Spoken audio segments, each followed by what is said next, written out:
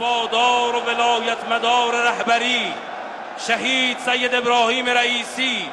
امام جمعه محبوب و معتبر تبریز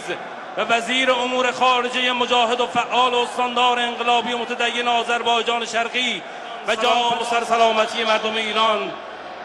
به محضر شما. الصلاة الصلاة الصلاة